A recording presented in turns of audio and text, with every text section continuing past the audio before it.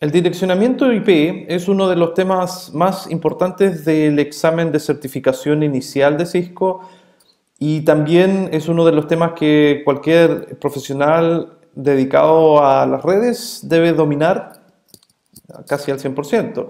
No sirve mucho que sepamos algunas cosas muy superficiales sobre IPv4 porque nuestra labor principalmente es trabajar con este protocolo más profundamente.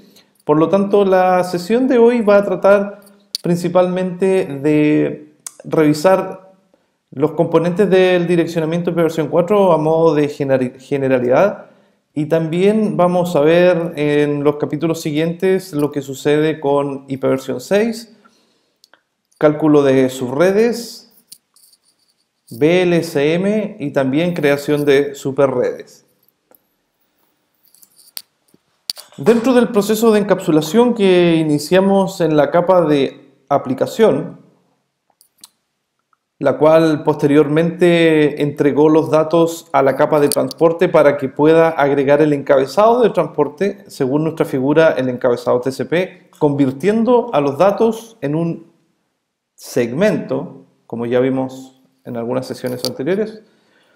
Posteriormente, lo que sucede en la capa 3, o en la capa de red, es que la capa anterior, transporte, envía el segmento y la capa 3 le agrega un encabezado IP.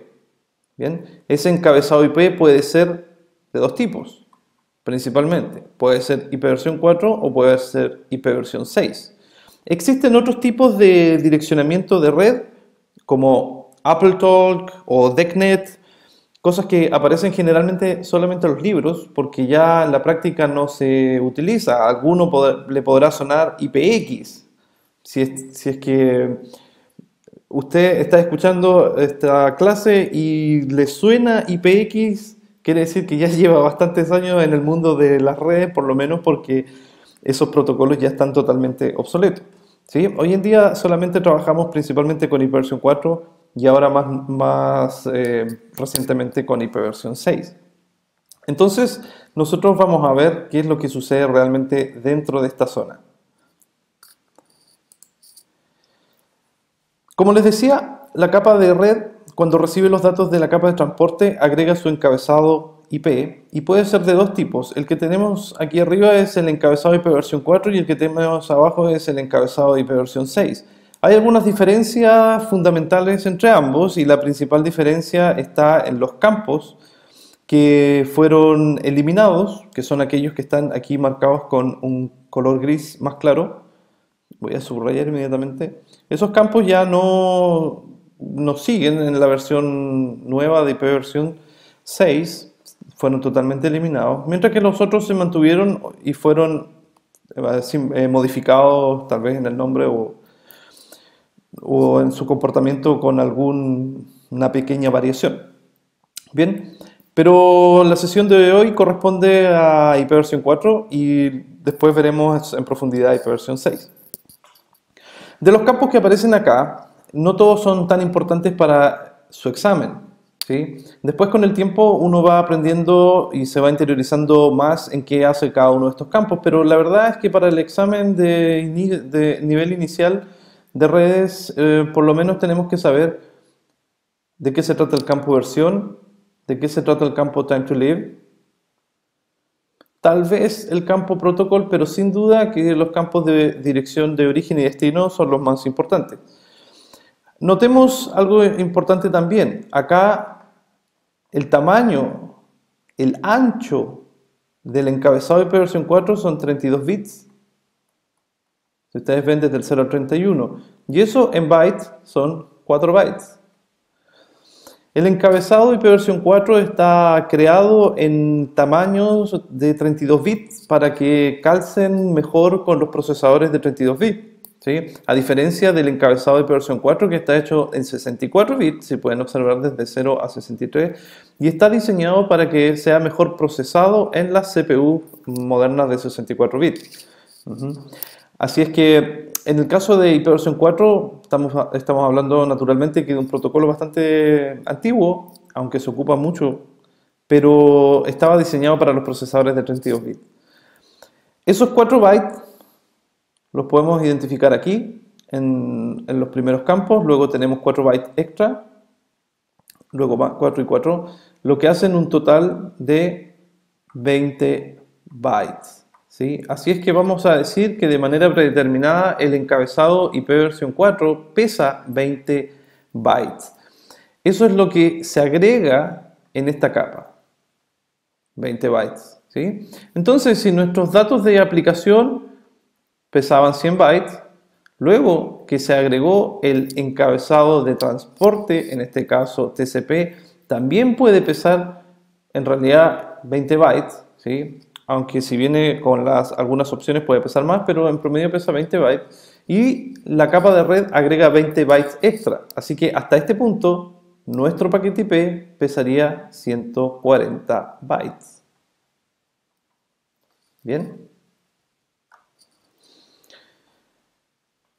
El campo versión, ya se imaginarán lo que lleva dentro, la versión del protocolo IP versión 4. Este campo lleva un 4 para identificar que el tipo de protocolo que se está transmitiendo es un paquete IP versión 4. Luego el siguiente campo, que es Internet Header Length o longitud del encabezado de Internet, hace referencia al tamaño del encabezado de Internet, que según el modelo TCP/IP viene a ser la capa de red. Por lo tanto, en lo general eso va a llevar 20 bytes. ¿Sí? Este campo siguiente, que es Type of Service, hoy en día podemos decir que está obsoleto porque ya no se llama Type of Service, sino que fue reemplazado por DSCP o punto de código de servicio diferenciado. DSCP es un campo exclusivamente diseñado para soportar tareas de calidad de servicio y priorización de ancho de banda. Eso es un tema muy avanzado en redes, por lo tanto a nosotros en este nivel no nos va a importar omitir esta información por el momento. El encabezado, la longitud total hace referencia al tamaño completo del paquete, no solamente como el encabezado, que era la primera parte, sino que en este caso serían los 140 bytes que nosotros estamos hablando hace un rato atrás.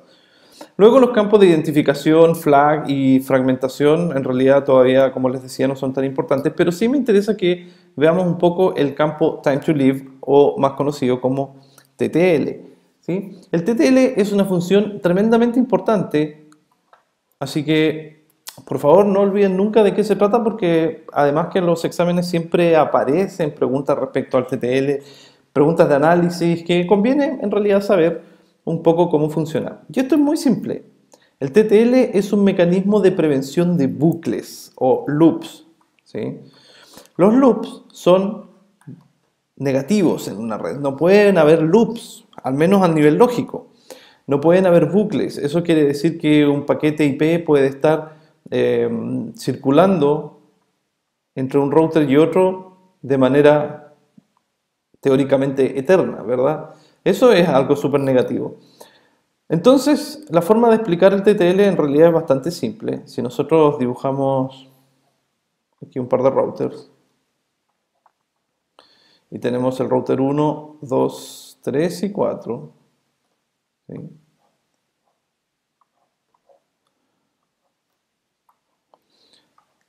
Origen, destino.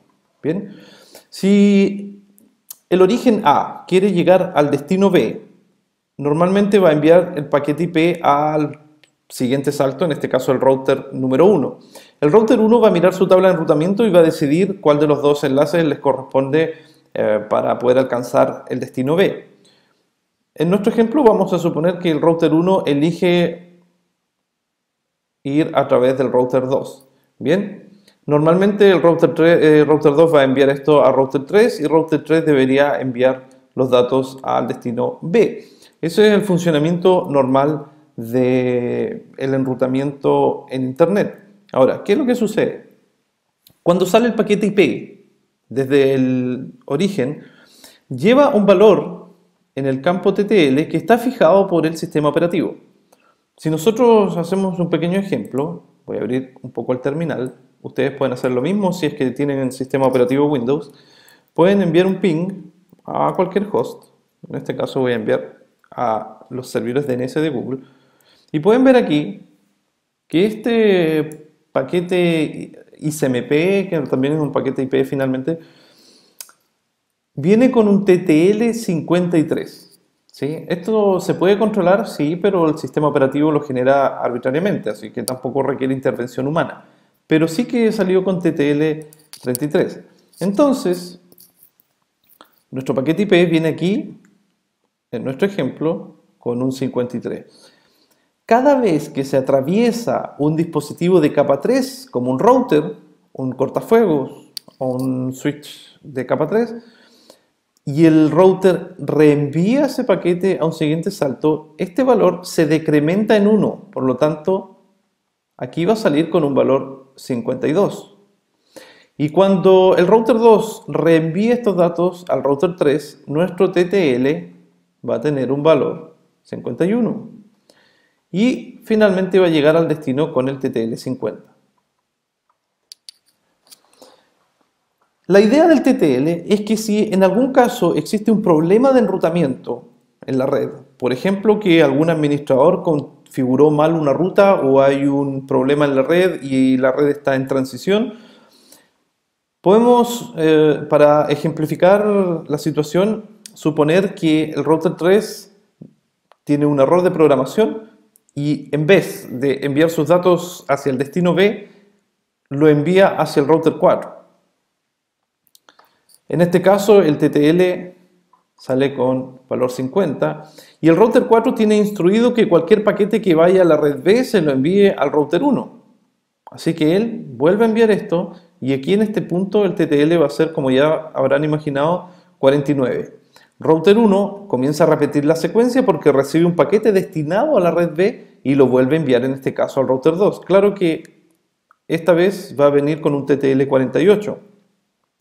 Luego va a ser 47 y nuevamente el router 3 va a volver a enviar al 4 con un TTL 46.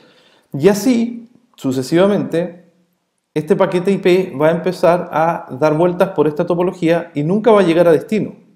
¿Ok? Claramente producto de un problema. La idea del TTL es que en el momento que este TTL llega a 0, TTL 0, por ejemplo aquí, llega a 0, el router 2 no sigue reenviando hacia el router 3. Y eso evita que el paquete IP siga generando tráfico innecesario, siga utilizando recursos importantes de CPU o de memoria RAM o de ancho de banda para ser procesado y evita que ese paquete IP esté, entre comillas o en teoría, por siempre funcionando en la red. Entonces, en el momento que el TTL llega a 0, el router descarta ese paquete y envía, y esto es lo importante, envía un mensaje de vuelta al origen, un mensaje en el protocolo ICMP que dice TTL expire o expiró. ¿Sí? Eso significa que este router avisó que el TTL llegó a 0, por lo tanto no va a seguir reenviando ese paquete IP. El TTL normalmente se dice que es un mecanismo para prevenir los bucles, pero exactamente no los previene, sino que evita que en el caso de un bucle se utilice o ese paquete IP siga funcionando, siga siendo reenviado por los routers. La única forma de prevenir los bucles es configurando correctamente los protocolos de enrutamiento. Así que no es tan correcto cuando se dice que el TTL evita los loops, sino que los controla, los gestiona. ¿Bien? El campo protocol lo que indica es cuál es la carga que viene en este paquete IP, en este caso un encabezado TCP, es lo que contiene, ¿cierto? De acuerdo a nuestra figura anterior, este paquete IP contiene en su carga el siguiente encabezado que es TCP. Y nosotros principalmente a lo largo de la certificación nos vamos a preocupar de entender muy bien cómo funcionan las direcciones IP que están destinadas en esos campos, ambas de 32 bits de longitud. Hablando de las direcciones IP, aquí tienen un ejemplo de una dirección IP versión 4 y vamos a entender bien cómo funciona esto, de qué se trata. de qué está compuesta la dirección IP y posteriormente, como les decía al inicio de esta sesión, vamos a ver cómo se convierte en subredes o también en superredes. Vamos a también a ver cómo las direcciones IP pueden ser calculadas a través de VLSM, por ejemplo. Algunas cosas importantes respecto a este protocolo es que, si se fijan bien, esto está aquí desde 1980, a la fecha cerca de 35 años, y está definido en el RFC 760. O sea, la primera revisión o el primer estándar de ipv 4 lleva más de 35 años casi en el mercado, en la industria de las redes. Los 32 bits de la dirección IP, la longitud de la dirección IP, nos alcanza para un total de 4.000 millones de direcciones IP. Eso es 2 elevado a 32 bits. ¿Sí? 4.000 millones de direcciones IP. Estas 4.000 millones de direcciones, que parecieran ser muchas, en realidad no son tantas, porque podemos pensar que si en este planeta somos cerca de 7.000 millones de habitantes, no alcanza ni siquiera una sola dirección IP por persona en el mundo. Y todos sabemos que en este mismo instante tenemos un laptop que tiene varias tarjetas de red con máquinas virtuales, tenemos un teléfono móvil que utiliza una interfaz Bluetooth, una interfaz 3G o LTE y además una interfaz Wi-Fi. Entonces, nosotros como personas transportamos muchas direcciones IP. Entonces, ipv 4 con la cantidad de direcciones totales no da abasto. Y es por eso que en realidad luego evolucionó a ipv 6. Las direcciones IP son en realidad una representación decimal de una secuencia de 32 bits. Esta secuencia de 32 bits está dividida en 4 bloques que se denominan octetos. Se denominan octetos porque son en realidad 4 bloques de 8 bits cada una.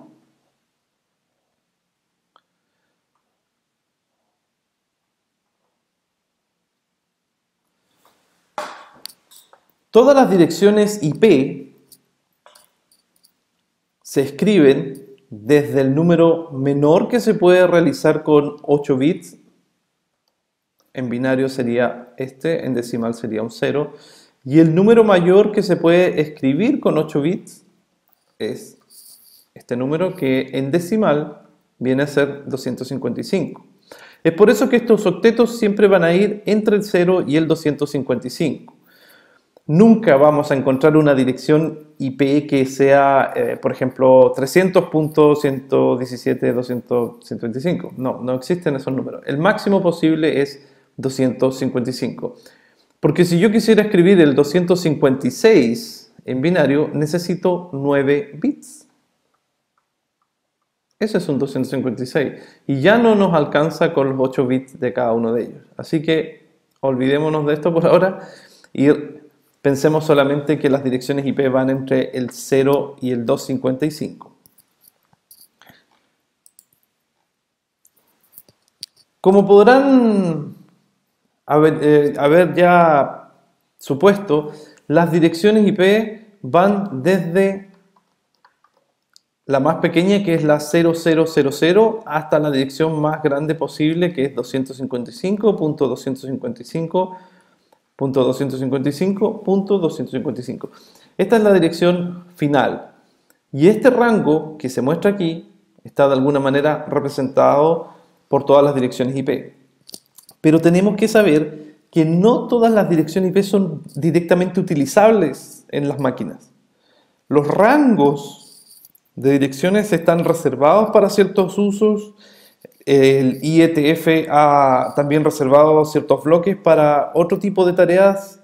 Entonces conviene al menos saber algunos de los más importantes.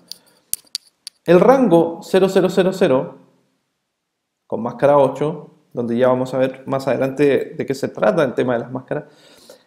Básicamente todas las direcciones IP que empiezan con 0 están reservadas para el uso principalmente de máscaras wildcards o procesos de enrutamiento. No se asigna nunca a una máquina, a un computador, por ejemplo, una dirección 0.721. Esa dirección no es válida. No es válida para ser asignada aquí. Podríamos empezar desde la 1 de ahí en adelante. Algunos rangos especiales, por ejemplo, loopback, son todas las direcciones IP que empiecen por 127. Si ustedes tienen Windows en este momento, pueden hacer un pequeño experimento. A mí no me va a funcionar porque en el sistema operativo que estoy usando no funciona exactamente, pero si ustedes en Windows envían un ping a cualquier dirección que sea 127.0.0 algo, va a funcionar. En mi caso solamente funciona la dirección 127.0.0.1, pero a ustedes sí les va a funcionar 127.0.0.2, incluso 127.200.33.1. Cualquiera de esas direcciones ustedes pueden probar en Windows y está asignada para responder automáticamente la misma máquina. Eso se llama en realidad loopback o bucle local. El loopback es cuando esta máquina envía un mensaje a la red, pero se la envía a ella misma, ¿sí? No es necesario que salga por la tarjeta de red, sino que funciona interiormente en el stack TCP/IP. ¿Para qué sirve? Principalmente para verificar que el stack esté funcionando correctamente y además para levantar algunos servicios como base de datos, servidores de testing, servidores de web también para desarrollar aplicaciones, etc. La red 169.254.0.0, y aquí hay un pequeño error porque debería ser 16, ahí sí, /16, está destinada a enlace local o a PIPA, que quiere decir direccionamiento IP privado automático en inglés. Que estas son cuando no hay DHCP en una red. Inmediatamente los hosts se autoasignan una IP de esta red. Bien, otro tipo de redes importantes, por ejemplo, tenemos aquí las redes de multicast, las redes reservadas para clases superiores y las redes de broadcast. ¿Ok? Esos son algunos de los rangos especiales que tienen las direcciones IP versión 4. Ahora bien, todas las direcciones IP se pueden clasificar en justamente clases de direcciones. Para la gente más joven, les podemos contar que hace 20 años atrás Internet se denominaba, Internet Classful o con clase, ¿sí? Y hoy en día, digamos que Internet perdió un poco el glamour y ya no es tan con clase, sino que ahora es sin clase. Internet es classless. ¿Qué quiere decir classless? Que en un principio se utilizaban las clases de direcciones IP para poder realizar enrutamiento y hoy en día ese valor no tiene ninguna importancia en el enrutamiento si no es que los routers funcionan indistintamente de la clase a la cual correspondan. Esto permitió que se extienda el uso de Internet y que podamos tener IP versión 4 hasta hoy en día, si no se hubiese agotado hace muchos años atrás. Bueno, esto es súper importante que ustedes sepan, ¿sí? Las clases de direcciones IP es un tema súper importante y también lo vamos a ver cuando más adelante en algunos otros cursos, en algunas sesiones veamos cómo funcionan los protocolos de vector distancia como RIP e IGRP. En ese caso conviene saber muy bien cómo están compuestas las clases de direcciones IP. Existen 5 clases. Normalmente hay gente que dice que solamente existen las 3 primeras. Y eso es porque las 3 primeras son para unicast. Mientras que la clase D es para multicast.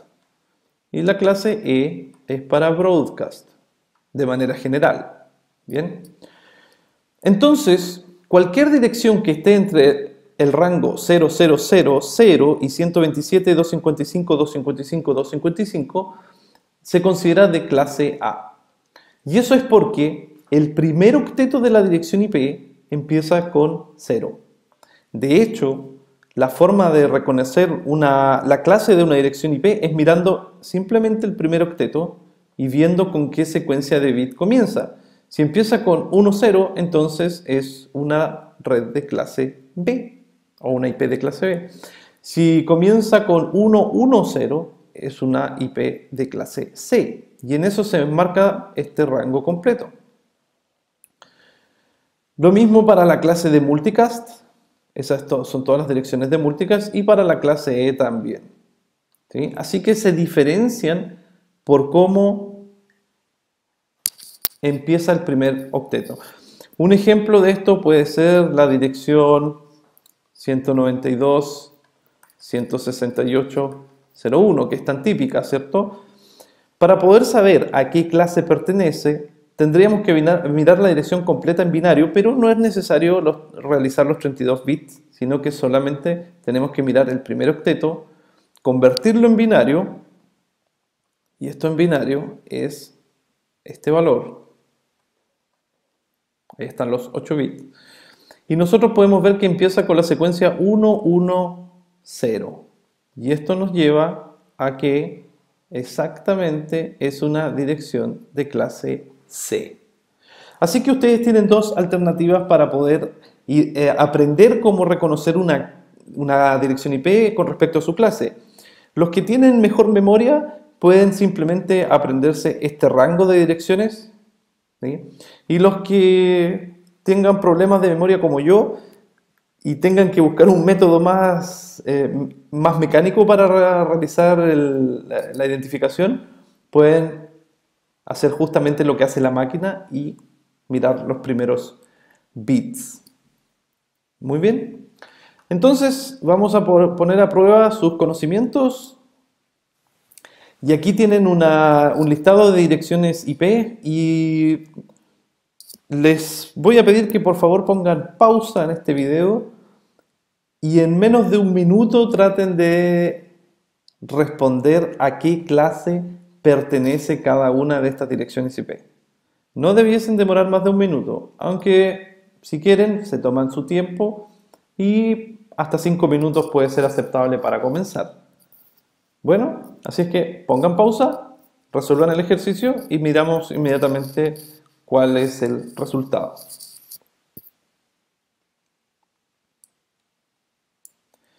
Bien, una vez resuelto esto, vamos a ver a qué clase corresponde cada una de estas direcciones IP. Tal como dijimos en un comienzo, hay varias formas de ver a qué clase pertenece, pero la más efectiva es mirando el primer octeto de cada dirección y viendo cómo comienzan los primeros bits. Así es que aquí está la respuesta. La primera dirección es una dirección de clase C porque comienza con 110, recuerden. La siguiente es una dirección de clase A porque comienza con 0. La dirección C es una dirección de clase D. C me refiero al número de secuencia que estamos siguiendo. La siguiente dirección es una dirección de clase A porque comienza con 0. La siguiente es de clase B y la última es de clase E. Entonces, esto rápidamente ustedes lo pueden identificar de esta manera. Pueden decir que esto comienza con 0, esto comienza con 1, 0, 1, 1, 0, 1, 1, 1, 0, 1, 1, 1, 1, 0. Y así de fácil. Así de fácil ustedes pueden identificar a qué clase pertenece una dirección IP. Muy bien. Luego nosotros vamos a diferenciar cuáles son las redes de las subredes y de las superredes, o las redes sumarizadas, como también se conocen. Y para hacer esa diferenciación es súper importante que cualquier dirección IP ustedes la puedan identificar dentro de su clase, porque a partir de ese concepto se construye la idea de subred o red o superred. Muy bien. Además de ser clasificadas, valga la redundancia, en clases, las direcciones IP, las tres primeras clases, que son las de unicast, A, B y C, también se pueden identificar como direcciones públicas o direcciones privadas. ¿Quién determina cuáles son las direcciones públicas y privadas? Eso está escrito en un RFC, que ya saben ustedes, es un documento del IETF, el RFC 1918.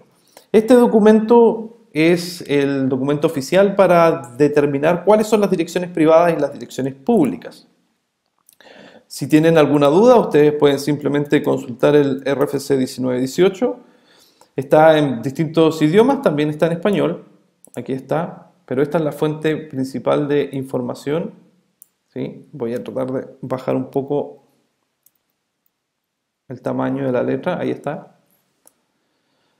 Como pueden ver, este documento está desde febrero de 1996, ya varios años atrás, y declara la colocación o distribución de direcciones para Internet privada.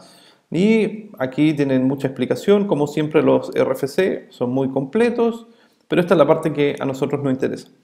Aquí están definidos los rangos de direcciones privadas. Bien, cualquier dirección IP que vaya entre la 10.000, como está aquí, y la 10.255.255.255, es decir, una red 10.000 con prefijo 8, corresponde a una dirección IP de clase A privada. Bien, lo mismo para el siguiente bloque que aparece acá, que vienen a ser las direcciones de clase B privada, y finalmente las direcciones de clase C privada. Una forma de recordar esto es recordando los prefijos 8, 12 y 16. Bien. El RFC 1918 entonces, como les decía, define cuáles son los rangos de direcciones públicas y privadas. ¿Qué es una dirección pública y privada? Esto es súper simple. Internet es una red pública. ¿Sí? Cada dispositivo que está en Internet tiene una dirección IP pública que permite que los demás dispositivos de todo el mundo se conecten a él.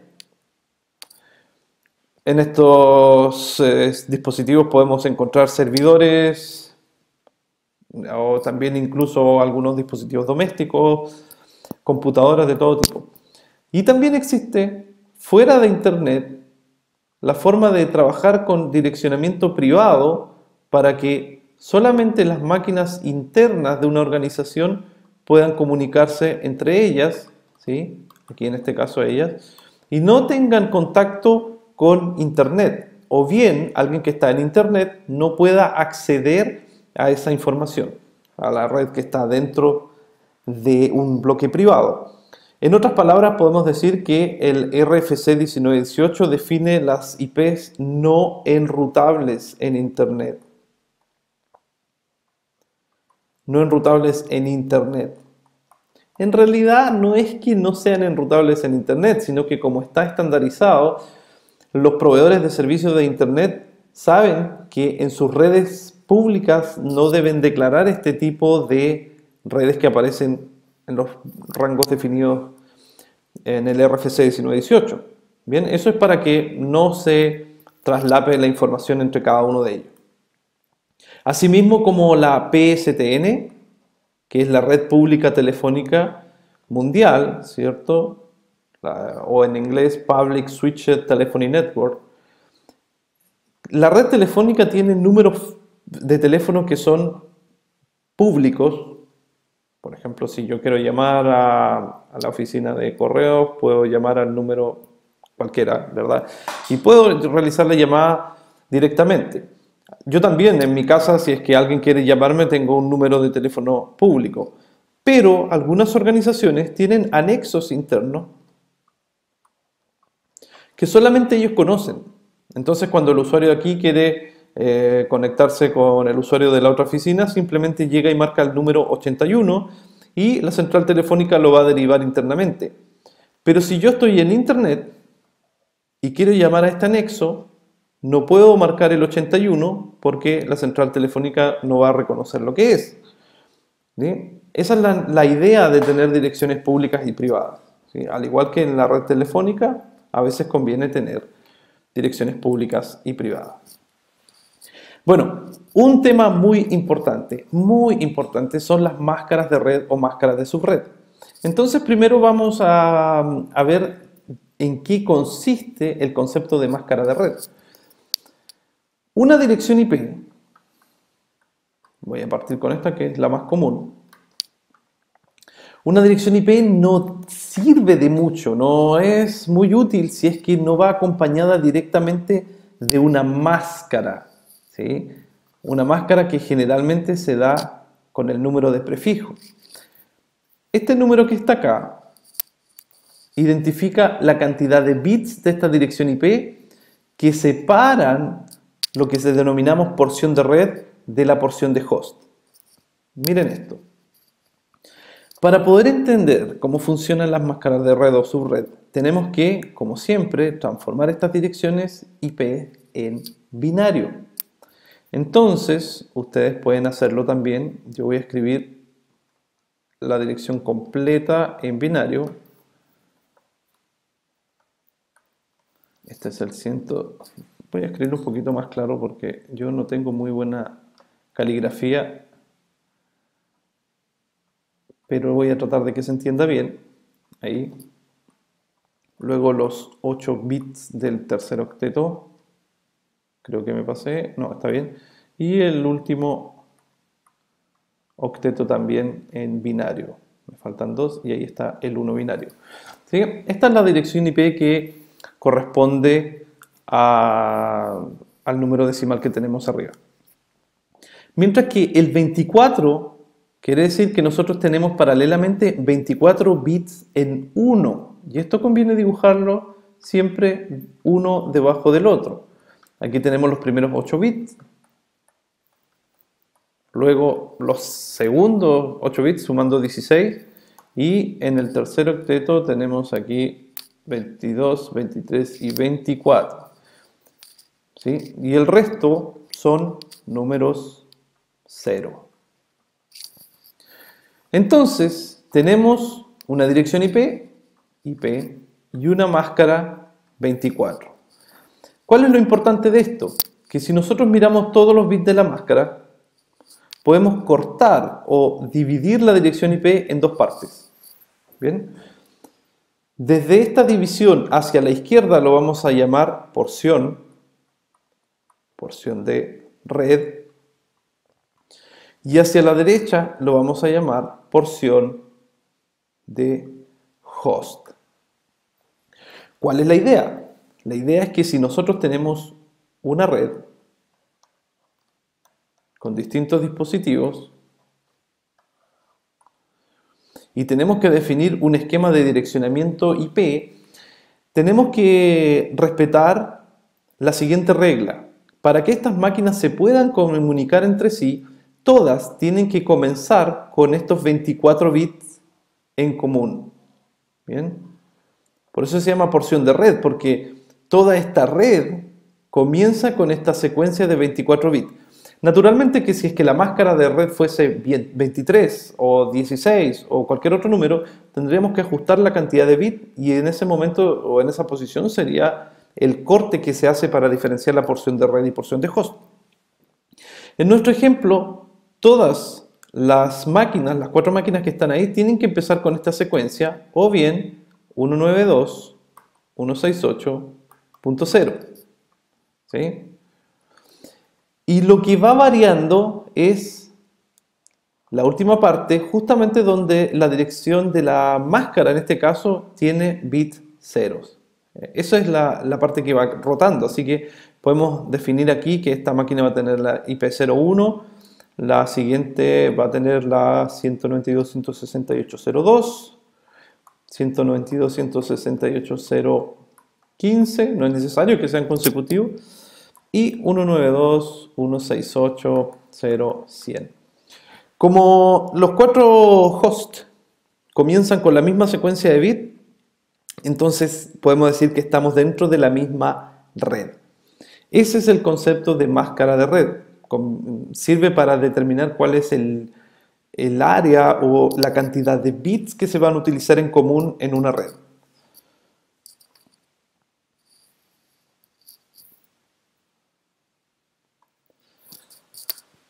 También tenemos un concepto que frecuentemente aparece mencionado en mucha literatura, en muchos documentos técnicos también, y es el concepto del enrutamiento entre dominios sin clase o CIDR, o como también le dicen CIDR en inglés.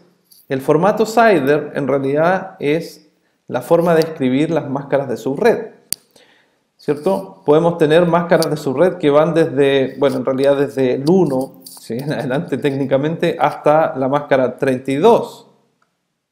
Aquí faltan alguna información, pero solamente para ejemplificar está este cuadro. ¿A qué corresponden estos números? Simplemente está diciendo cuántos bits en 1 trae la máscara de red o subred. Una cosa importante es que la máscara se caracteriza porque comienza con números 1 y no tiene ninguna variación de ceros, sino que hasta el primer cero que ocurra, de ahí en adelante son todos ceros. Así que no va a haber nunca ninguna dirección de máscara que sea 0, 1, 0 o que tenga algún intercalado entre ellos. Son todos los números 1 a la izquierda y luego a la derecha son todos números 0. Entonces, basándonos en esa lógica, cada octeto de la máscara tiene en realidad pocas posibilidades de variar los números, siempre se van repitiendo.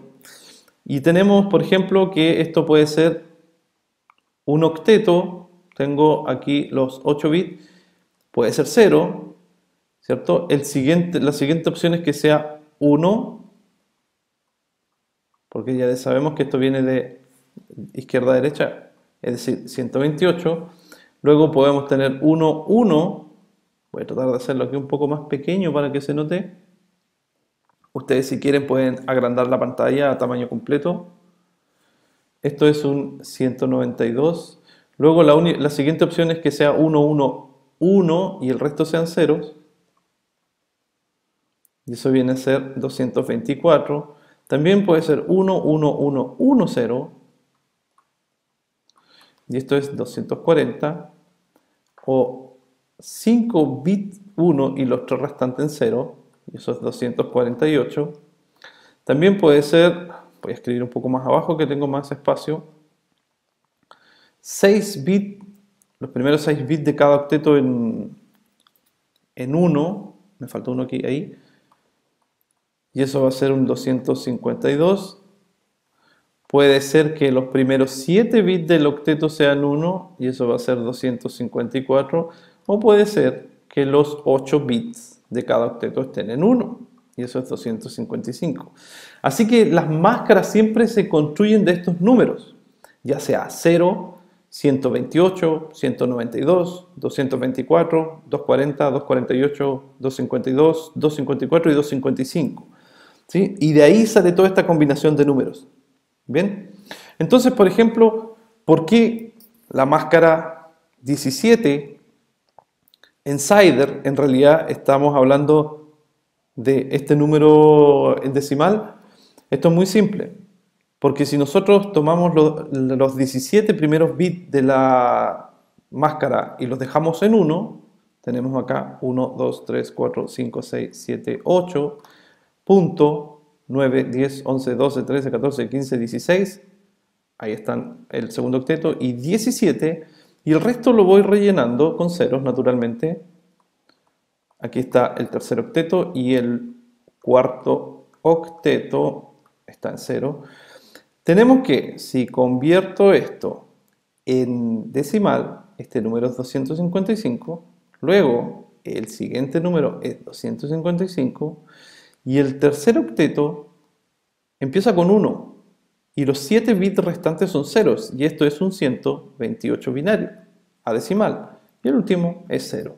Así es que esa es la explicación de por qué estamos hablando de ese número en realidad.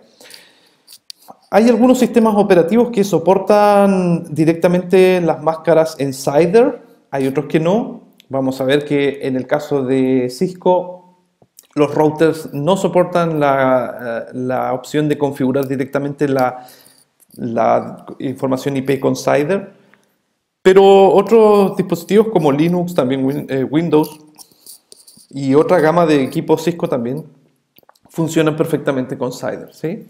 Así que de todas maneras conviene saber por qué se relacionan estos números con las máscaras. Y lo último que vamos a decir de Cider, que es una cosa bastante importante y que también se los van a preguntar seguramente en su examen de certificación, porque son estas preguntas que siempre aparecen, es que Cider junto con NAT y junto con VLSM son en realidad las tres técnicas que se han utilizado a lo largo de los años para seguir estirando IP versión 4 hasta darle el uso máximo que se pueda hoy en día, ¿sí? Sin Cider, sin NAT y sin VLSM esto hubiese durado muy poco. En realidad yo no creo que hubiese durado más de 10 años y ya hace 20 que hubiésemos tenido problemas. ¿Bien? Así que recuerden esas tres cositas. Cider, NAT, VLSM son técnicas que se utilizaron para ampliar el uso de direcciones IPv4.